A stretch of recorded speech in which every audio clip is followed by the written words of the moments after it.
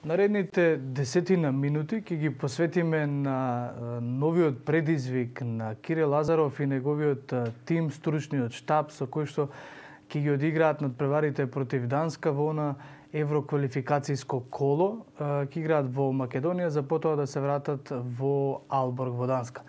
Но ќе разговараме со Билјана Црвенковска, наша поранешна ракометарка, секако дел од стручниот штаб на Вардар во неговите неуспешни сезони и сега дел од тимот на Лазаров, кој исто така ги брои и Ангеловски, Ацо Јоновски, како и Филип Миркуловски. Добро утро, господја Црвенковска.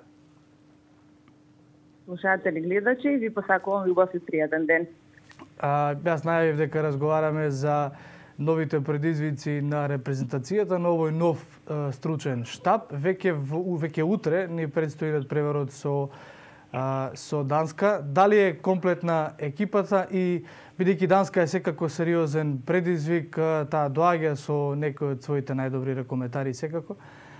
Што е оно што е различно од досегашните подготовки, новиот дух во репрезентацијата? Морам прво да ви кажам дека Данска е исклучително јак противник. Таа е светски шампион и актуелен олимписки шампион. Ние се комплетиравме во понеделникот кога дојде и Жарко Пишевски како последен член од репрезентацијата, бидејќи имаше најдолго, да речеме, до неделата клубски обврски, имаше надпревари.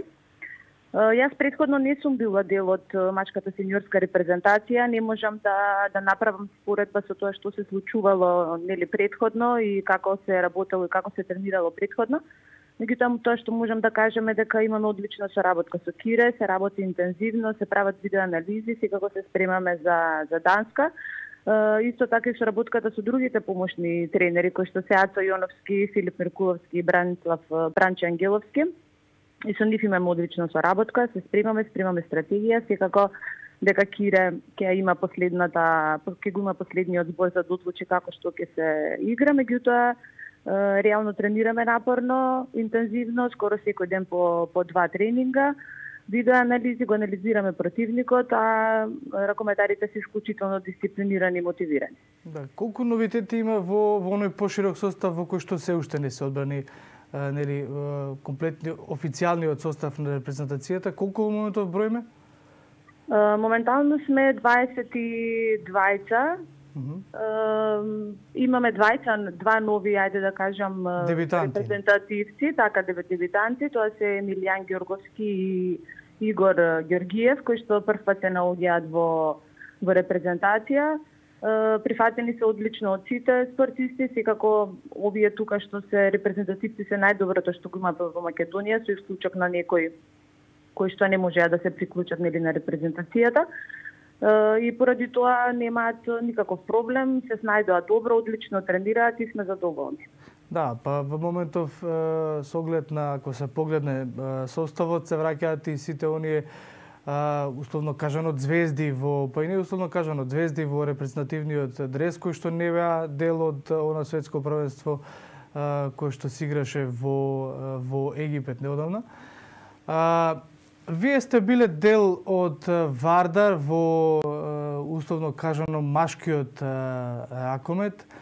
Ако направите еден осврт на оно што го имаме ние во нашата лига и ако претходно се разговараше зошто такви резултати има репрезентацијата на светското првенство, каков е потенцијалот со кој што располагаме? Ова е најдоброто, да, меѓутоа имаше простор за двајца дебитанти и во иднина претпоставувам дека ќе има уште повеќе. Така да, каков е целиот потенцијал на она што го имаме ние во нашата лига? Така, Македонија има реално многу талентирани ракометари. Ова е најдоброто во моментот, секако дека постојат и други ракометари кои што би можеле во иднина да се најдат на поширокиот, па дај Боже и во потесниот список на репрезентацијата.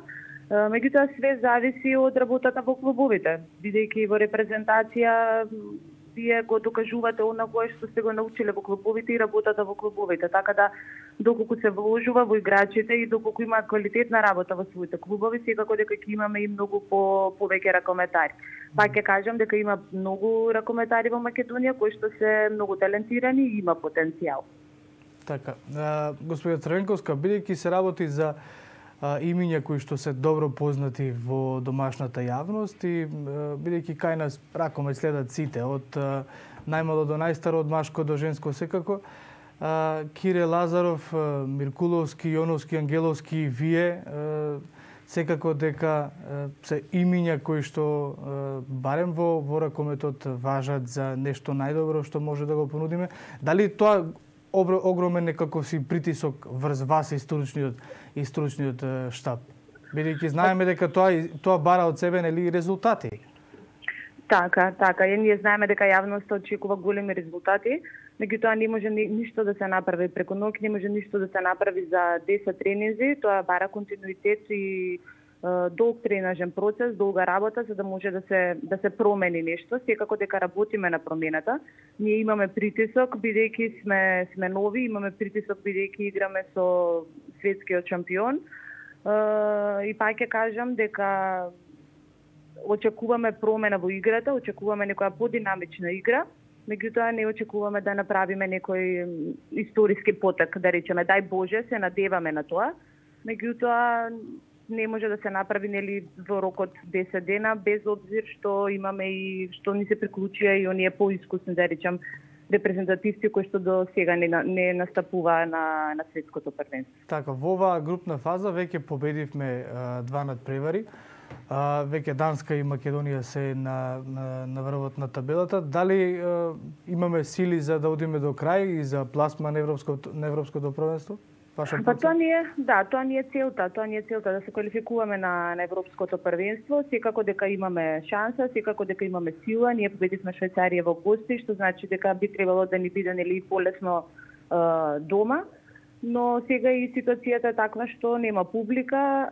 Јас сакам да верувам дека ракометарите ќе се борат до самиот крај, дека сакаат и тие да одат на европско првенство, бидејќи секој во кариерата сака да настапува на некое големо надпреварување. Така, и за крај на разговорот морам да ве прашам со оглед на тоа што на пример кога е женскиот ракомет во прашање, кога на чело на тимовите ќе застане маж, тогаш како да нели се е тоа многу нормално. Кога во машките спортови условно кажано или машките лиги ќе застане жена судијка, тоа веднаш се дочекува со изненадување. Така кога сте вие дел од еден шампионски вардар во ракомет и сега дел од репрезентацијата жена во машкиот свет, какво е вашето чувство? Морам да ја прашам со оглед на тоа што нели од веќе 2 дена сме после 8 март. Така. Да, ми честита и 8 март, добив и цвеќе од стручниот тим и од федерација, така да сум им благодарна што ми спочитува.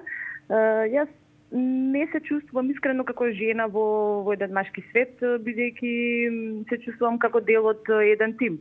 И истото беше и во Вардар, истото и тука, бидејќи сите се професионалци, сите се многу воспитани, културни, можам да кажам, луѓе, кои што не прават родова разлика.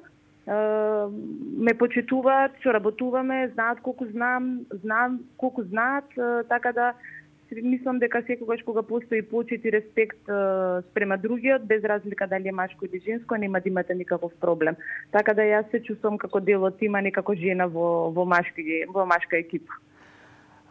Така и треба, господја Црвенковска. Ви благодарам на овој разговор и благодарам на одвоеното време и со среќа веќе утре во четврток, а во утрински брифинг верувам дека ќе имаме прилика повторно да разговараме.